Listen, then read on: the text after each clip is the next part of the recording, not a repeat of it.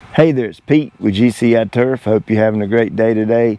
I want to welcome you out here to my home, and I got a little bit of spraying I need to do. I got some Dallisgrass over here, I got some Crabgrass over here, I got some Bermuda over here, some common Bermuda, and I want to show you this real old school mix that's been around for a pretty good while. They'll actually do a really good job on controlling all three of those plants. Now, before we go any further, let me define control, okay? Control and kill are not the same thing. I can kill the snake, chop its head off, or shoot it, or step on it, or run over it with my truck, and it would be dead. It would kill it, and it would not return. Or I could pick it up and put it in a cage, in a box, and control it, okay? Herbicides are kind of the same way.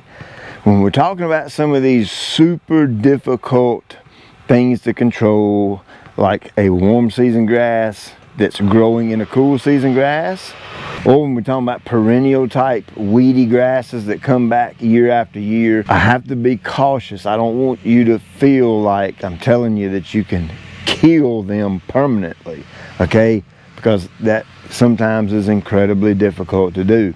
Not impossible, but difficult. But we can control them, right? We got herbicides, a wide variety of different things we can use and control them, kind of put them in their place and let the grass type that we desire be the dominating turf. So before we spray anything, let's go look at these three different ones and let's define them so you know what they are. All right, so I know it's around here somewhere. Bingo! You remember last year, I actually spot treated this with some Roundup out of my foam applicator. And look at there. Coming right on back. So even after spraying a full-blown concentrated form of Roundup on this, I mean directly to the plant and to the stem, you remember watching me do it. Look at there, still come back. So what I'll probably do is just come out here and spray it with my little mix today. Obviously I can't spray that because I just pulled it up, but I'll let this rejuvenate and come back, and then I'll spray this with my mix and just kind of control it that way. What I am going after today, you can see this is my yard right here, and it kind of wraps right around and my property stops here. And I've got a little bit of this common Bermuda creeping in to the yard right here. You can see it, there's a little bit of it right there. And you get over here, there's a little bit right there. There's a little bit right there. So I'm probably just going to end up spraying this entire area right here. And you can see you get right over here in the neighbors, and it's really getting thick and dense right here. But as you can see, I've got a lot of really good fescue right here in her yard. I don't necessarily want to smoke off the fescue and take it all out. I simply am going after the Bermuda, and I'm going to try to control it with this mix. Look at there. Nasty stuff, boy, nasty. Now, one of the most obvious signs you can identify Bermuda by is look at this long runner right here. So it go all the way down, and then that'll tack onto the ground. And then right here at these nodes, it'll put off a little root, tack down, a little root, tack down, a little root, tack down, and she'll just keep on running. It run like it's stolen something, right? So that stuff's nasty. It's a beast when it's where you don't want it. Now we come over here to my neighbors that I'm taking care of. And remember, we kind of started this project last year. You can see I've got some more Dallisgrass in here. It's just a little bit right here. But if you remember, this entire area last year was just almost blanketed in it. And I made the foam applications to it, and it actually cleaned up quite a bit of this. Now here's the way you identify the Dallisgrass, and it's D-A-L-L-I-S,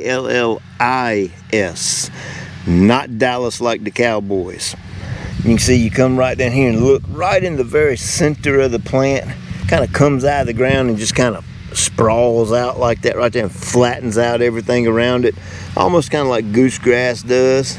Look at those grasshopper seed heads. That's what we call them around here, is grasshopper seed heads. And you can see that's big and nasty and gnarly right there.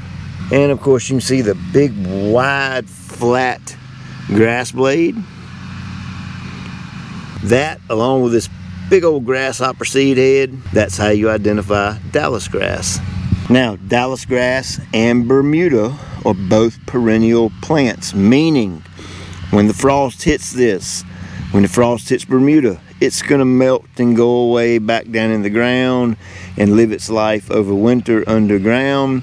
And then when soil temperatures begin to rise and it gets warm, you're going to see it emerge back up out of the ground. And this back here is my test plot. And man, I really hate to see it go. But that Kentucky bluegrass is really going to look good back here. Cannot wait for that.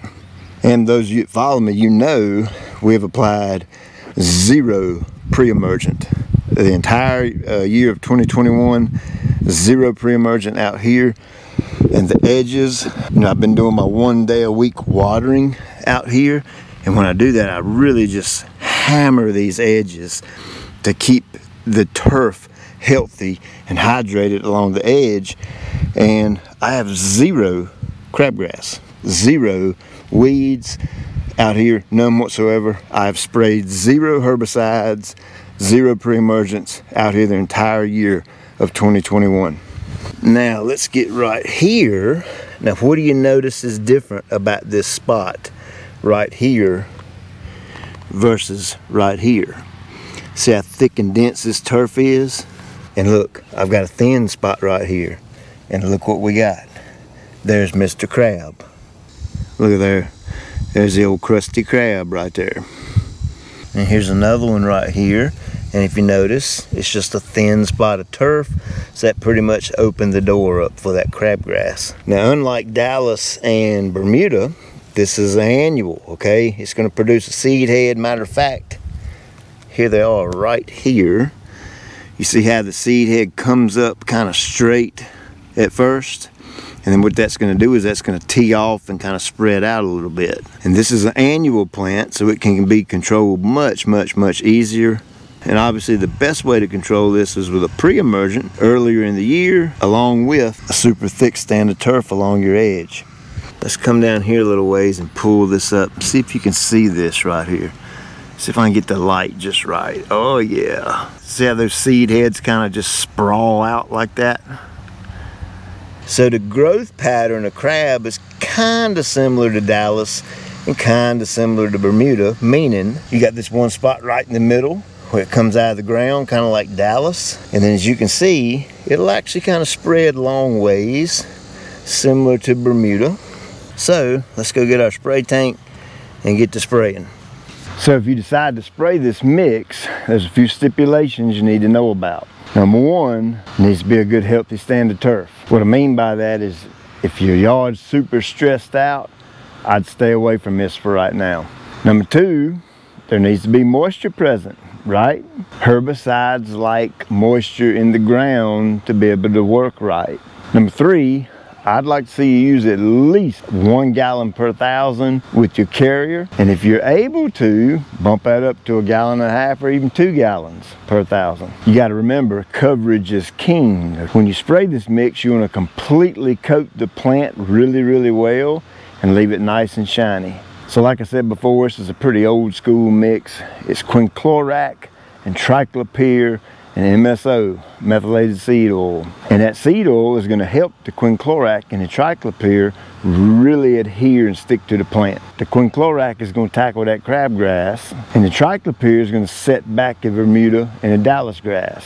And the MSO isn't nothing more than a sticker. It's kind of like a natural adjuvant, but really don't do anything for the plant like the natural adjuvant does, but it's a cheaper alternative. Now I know we've been talking about crabgrass and Dallisgrass and Bermudagrass, but this combination of the quinclorac and the triclopyr are going to take out quite a few more weeds. So that makes this a really good mix going into the fall, okay? If you got a yard that's kind of so-so, and you got a little bit of crab here and a little bit of this there and some clover over here, but you got a pretty decent stand of fescue and you're not necessarily wanting to renovate and smoke off everything, this is a great mix for that, okay? Now, your timing.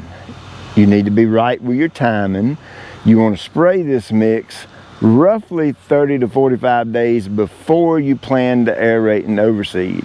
I prefer more like 45 days just to be safe and give the material plenty of time to work, plenty of time to take out the target. But what you definitely don't want to do is spray this mix and then turn right around and aerate and seed. So make sure you have at least 30 days between the time you apply this and the time you aerate and seed. Now that don't mean apply it today and then in 30 days aerate and seed. You time it around your aeration and seeding. Let's just say, for instance, you're going to plug and seed mid-September, then about middle of August, first week of August roughly, that's when you'd want to apply this. Now, for those of you that might have a yard totally completely full of crap, or a yard totally completely full of Bermuda, and there's really no fescue you can salvage there, and you want cool season turf, and you live in an area that can have cool season turf, then you're going to want a renovation, okay? If you want to get rid of that Bermuda and keep it checked up and keep it gone for a pretty good while, there's a step-by-step process you need to follow in order to do that. And what I just showed you is not that process. All that's in my renovation guide. It takes you through there step by step, shows you every last little detail to do. I'll link that up along with these other products in the description below. You can check them out if you want to. So hey, as always, I appreciate you taking time out of your day to watch. And guess what? My camera come in. See this low light filming right here and see how I'm kind of all fuzzy in the yard. The color looks all jacked up to you. But don't worry, y'all, that's about to change. I got my camera. Let me learn how to use it and we'll start filming with it. And hopefully the video quality will really go up. And because if it don't, I'm gonna probably puke as much as I paid for that camera. So check you later.